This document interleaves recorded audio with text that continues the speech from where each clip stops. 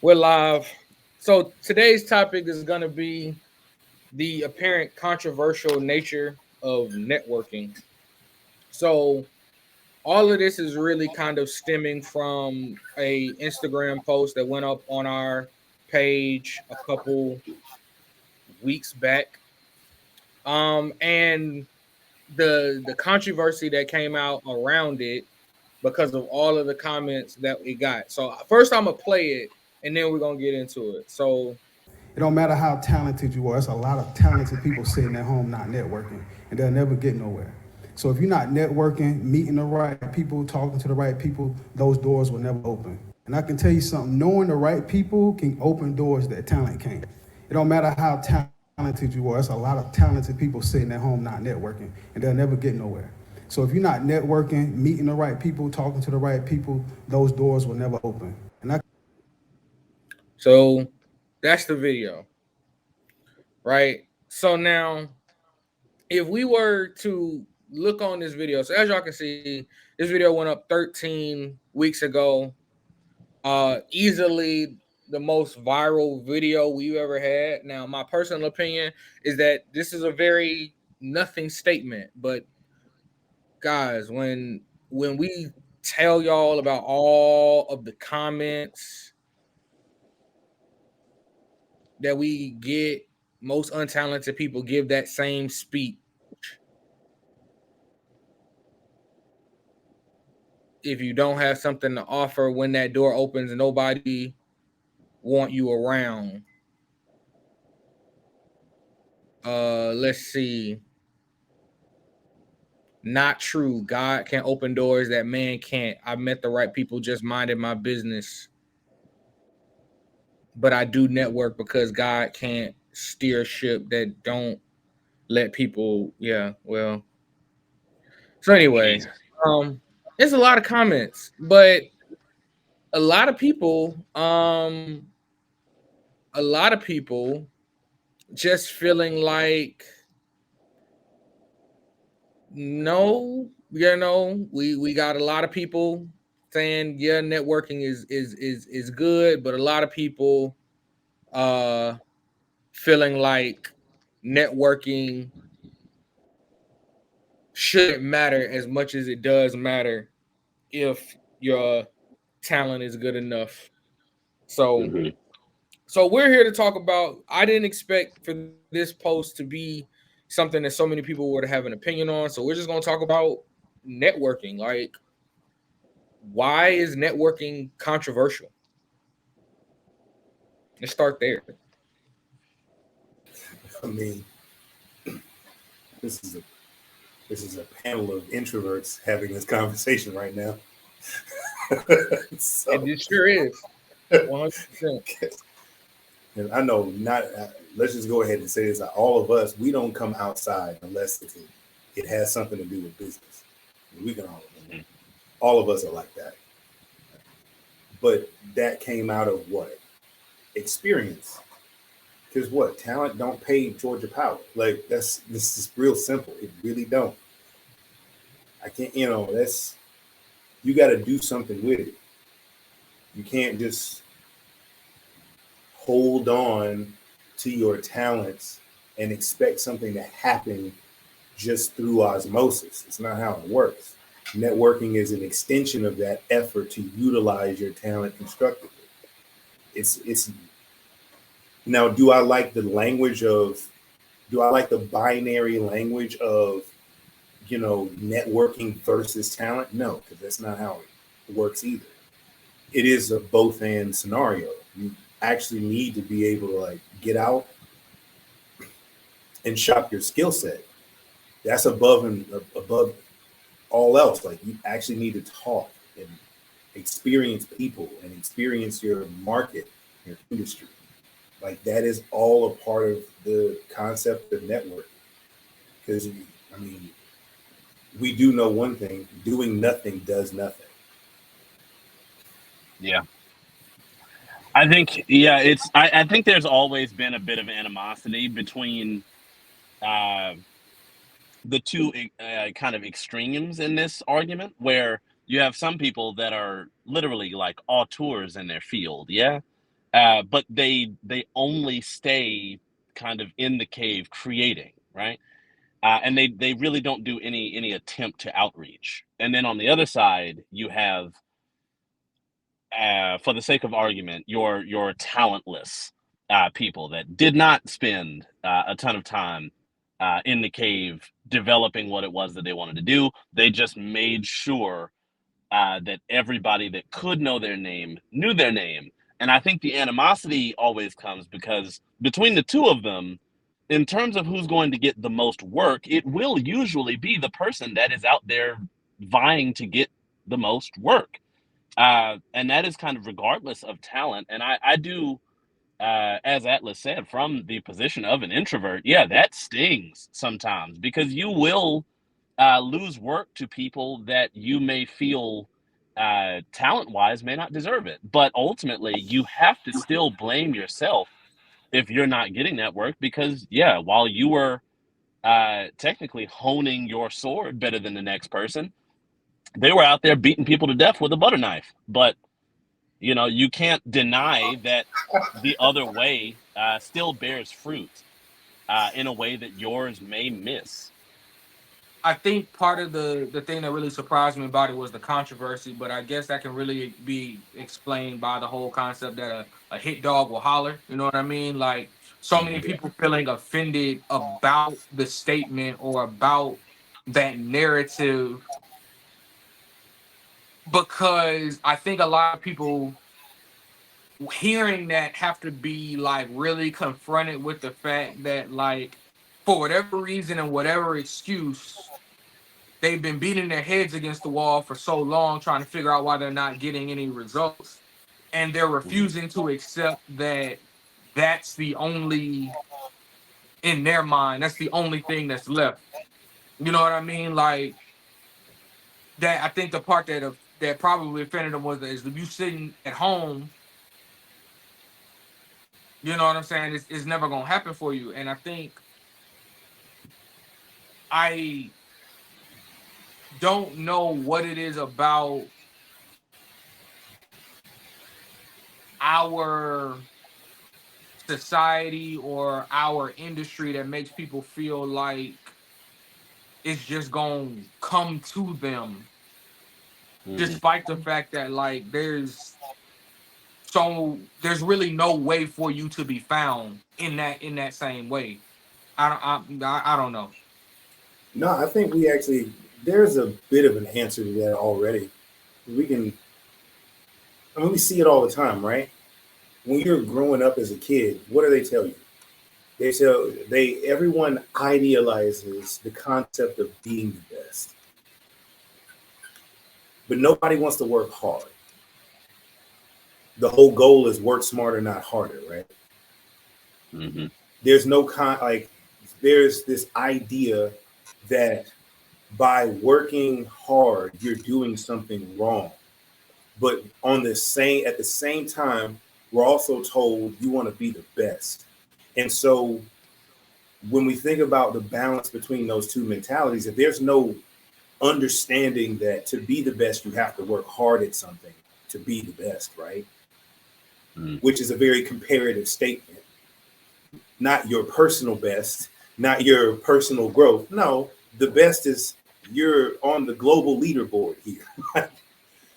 But the Right. relationship between you and everybody else to get to that point requires work. And a lot of people don't want to do work. Let's just call it what it is. Networking is work.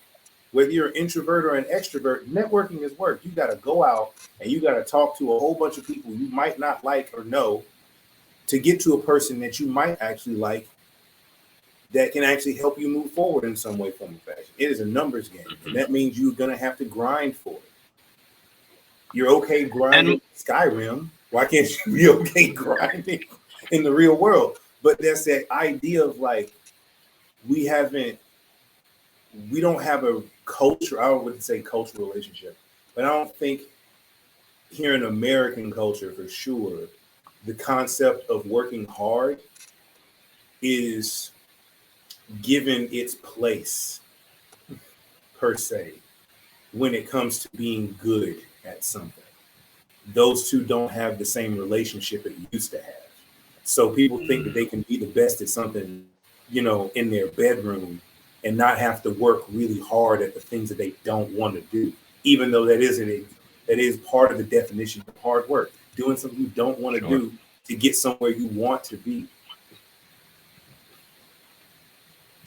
Yeah, agreed. Ultimately, and I really feel like that is that has to be a source of some of those kind of contradictory comments, because, like you said, what he said in that video was not incendiary. It was not.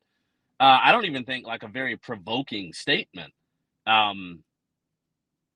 So the backlash has to come, I think, from those people that feel like they are doing enough, right? Not necessarily the most that they could be doing, but are doing enough.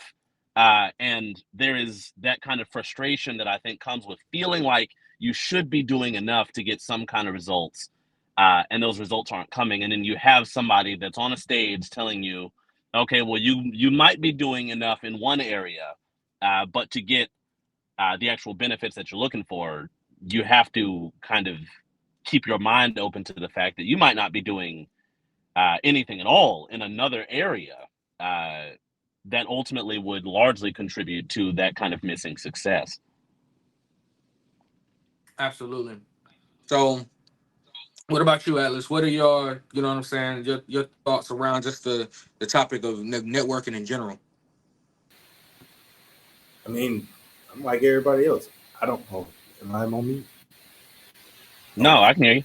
Oh, I'm like everybody else. It's not my favorite thing, but I will say I've had a mostly positive experience networking.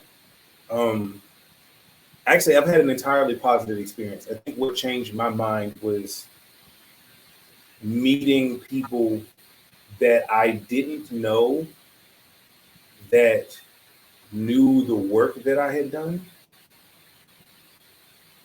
And there was a point of conversation that we could have because of that. And was able to build relationships like that. That actually kind of reinforced the idea that no, like there's actually a lot of value here, because on the other side of networking, let's just say in the specific span when it comes to artists, right? What happens when an artist doesn't engage in their fans? Right? Like what happens? They might put stuff out online all the time, but what happens? Over time, they get overshadowed. Someone else will come and do the same thing that does engage the fans, right? And then you're pretty much having to rely on pure mysticism to keep your relevance, but there's no intention behind it. Right. My thought is that when it comes to networking, it is an intentional act that is a vital part of your success in anything that you do. And whether it's engaging in your fans, engaging in your constituency, engaging with your peers, you need to do it at some level, because there's no real growth without it. Because at the very least, you won't know how you could grow professionally until you get into an environment where you're able to test what you know, what you can do, how you're able to work. Until you're able to interact with other people and prove that in the market, you're just working on an idea. Right. And your skill set is just an idea. It's not fact. It's not based in anything pretty tangible. And your talents are then just potential, not kinetic. Man, which is really what you want. 100%. So okay. So Javi, you know what I'm saying? Since we're, ultimately this entire platform is really us talking about this platform that we built and how we relate all of this back to NCEG. I'll let you speak on that part. Like, based off what Atlas is saying right now, how would you kind of like word the relevance of this topic to, the students and members who might be going through the NCEG platform right now? Yeah, so I'll address that in two different forms. So let's say you're brand new and your campus is brand new. You're going to have to talk to a lot of people to even get this thing off the ground for you, selfishly.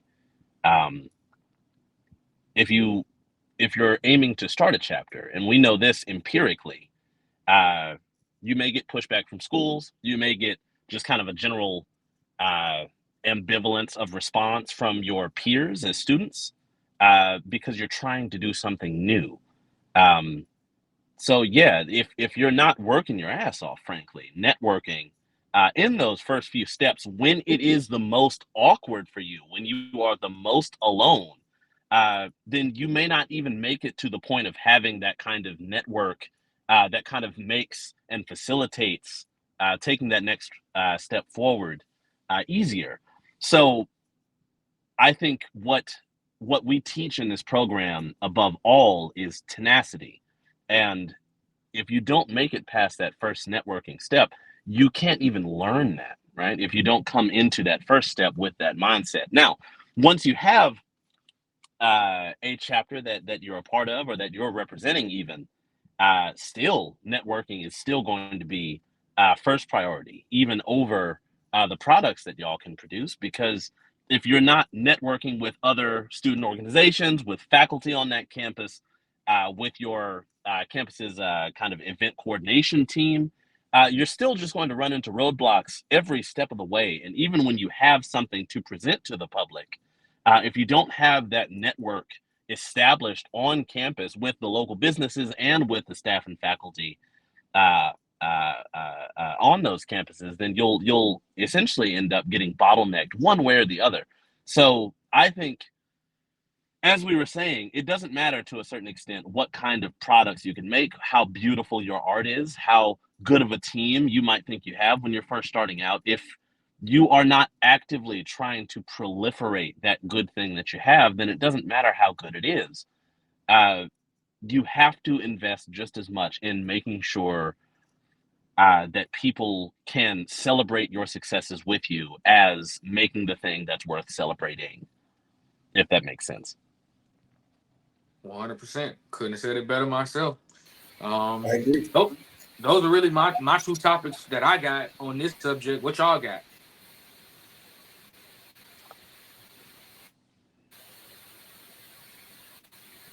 Okay, so if we're still talking on the general basis of networking, I think something that is worth considering is to not always, when you think of the term networking, to just think of networking events, mixers, kind of talking to people at parties or things like that, right?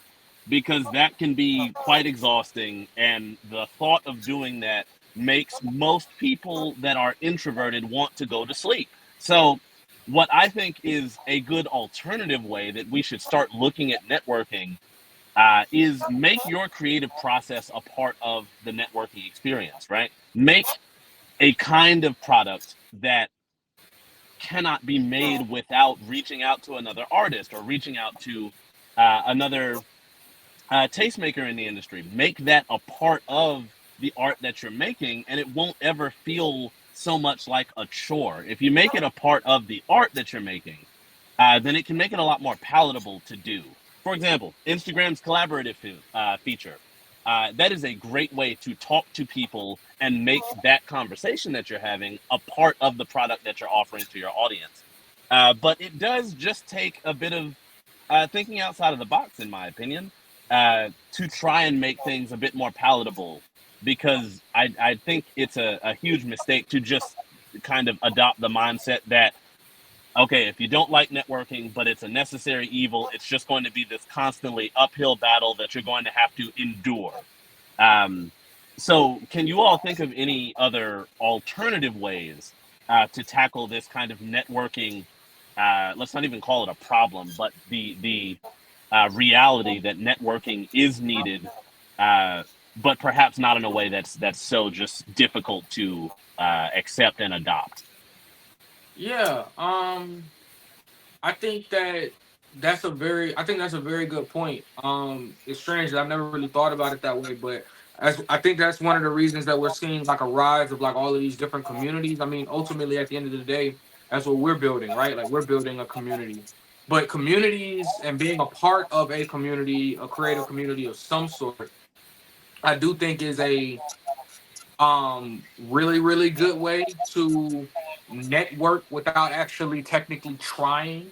Um, because being around like minds and just expanding the number of people who know about you and know and can actually vouch for whatever skill set you do have does mean that, okay, well, now you're going to get invited to more things, right? Like, so it's still putting yourself out there, by simply being around others who do what you do or appreciate what you do.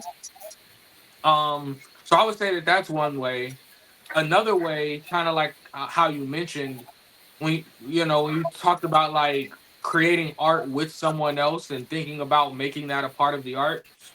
I think that that's good, and I think that I even if I were to expound upon that, I could envision a situation where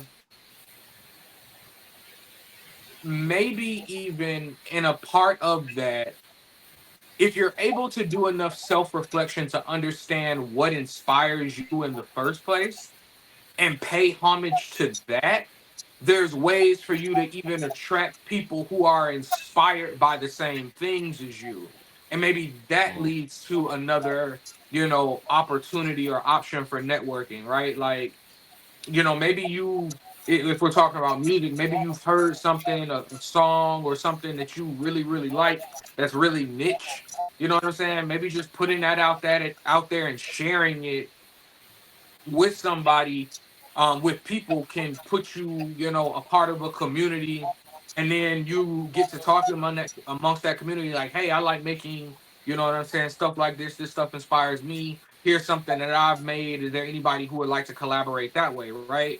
And all of that is still digital networking that doesn't necessarily require you to go anywhere. But first and foremost, it's rooted in what it is you like and what inspires you and encourages you Mm. to be a part of the community of people that are also inspired by the same thing that inspires you. Sure. I agree with that because you said something that was really important about self-reflection that I resonate with a lot. For myself, just knowing myself made it so much easier to be able to network effectively. Mhm. That was a huge part that I think from just as a business person, that was a big part of my own personal breakthrough because then it was like, okay, well, I know what environments I'm really good at. I know which ones give me, you know, code breaking anxiety. So, Mhm. right. So let's not put myself in positions where, at the very least, if I'm going to do this, let's not go for the stuff that just make me a puddle. Let's find those places where I can do my very best. I can show up my best, right? Because if you don't Yeah. know who, if you, it's so easy to. I think we're not overlooking this, but I think one of the big pieces about going and networking is who is going. Is it Yeah. you and your own authenticity, or is it the version of you that you particularly want people to see that may or may not be authentic? And True. the biggest part about maintaining relationships is the truth will come out. So at some point, it's just as dangerous to go and not be yourself potentially as it Yeah. is to not go at all. So Agreed. put yourself in the best position. Self-reflection is extremely important in that particular piece. And I think a crippling part about why everyone's so triggered by this thing is that it forces them to ask a question they are very uncomfortable with. It's like, why have I not gone out and done this? Why Yeah. am I so much more comfortable at home and not out there? Maybe you're not going to the right places. Maybe you're, here in Atlanta is a great example. You brought up earlier about the mixers. Like, nobody actually likes those things. Not really. Like, a lot of them are kind of cringy, right? But then you have just as many, if you're willing to look, you have just as many meetup groups, you have just as many social clubs and organizations Yeah. that are more than likely people who are just like you that feel the same way, and they got together and it's like, yo, what can we do for each other since we all have the same issue with this other thing? Like there are so many different groups and organizations and communities that allow you to do that. So it's not this whole like evil tier of networking opportunities. It's like only 5 different things that you can think of that you just have to go through. Like, no, you can find your tribe, but you first have to know who you are in that process to be able to find the group of people that you probably should be networking with. And for myself, I can speak to that. Like, I know where to look to find the things that I need across multiple industries in which I work in. And I don't go without, because I'm always going into rooms where, hey, this is a great environment for me to be able to do what I do best. It took me years to learn how to do that. And that to me is everyone should do that. You have no business being in places you have no business being in. That's simple. Yeah. Like, True. find the place Very that true. you have a reason to be in and go there. But it first requires you to go look. Yeah. And again, it's about being intentional about it. Agreed. Yeah, I do think that intentionality is probably a lot of the reason why, you know, people are kind of like offended by the concept of networking, like this belief that you have to be, they think they got to be Instagram ready to go out here talk to people. They think that they have to put on a facade and be somebody that they're not, when it's like, no, people just want to know who they're doing business with. It's Right. It's that simple, and I don't think that that's an unfair thing to ask of somebody. No, it's not. Yeah. It's funny, man. Like, we talk about this sometimes, but just us, like, we know so many people that move like we do, right? And when we get together, it's like we just kick it. Like, it's not even a big deal. We just also happen to be able to do business together. Right. Very simple, right? But we all found each other doing one thing very important: being ourselves. True. Just being ourselves. I think that's something, I don't know. I look and see that with the artists that we work with, the students that we work with. Like, man, just be you. Stop trying. The world is so big now, and you have access to so many different groups of people across the planet that you can network with that are just like you. You spend all this time on your phone. Funny, you had all this time to comment on this video. And you got people all over the world commenting on this video. Why don't you use that same access to find your tribe? Maybe the people you like to kick it with have an online forum in the Philippines. Cool. Go do that. You got time to be Twitter fingers today. Why don't you have time to go find your people? Wrapping that back around to how this can affect our people, right? Because I know we're walking up on time also. I think a brilliant form of kind of out of the box networking and marketing was Metro Boomin's BBL Drizzy. That created its own ecosystem and community of people that were participating in one thing, and he never had to leave his house. Right now, yes, he has notoriety that brings in people, but that's not really necessary. Say, for example, you are a producer in one of the chapters. You can absolutely drop it and just say, hey, artists from every chapter, this is a beat. You can have it for free. I just want to see what y'all do with it, right? And that in itself starts a conversation. So it really does have to be as simple as just taking the tools that you have individually, like both of you said, be yourself. Don't step ridiculously far outside of the comfort lane that you have, and just find a way to make that work and connect with other people as best you can.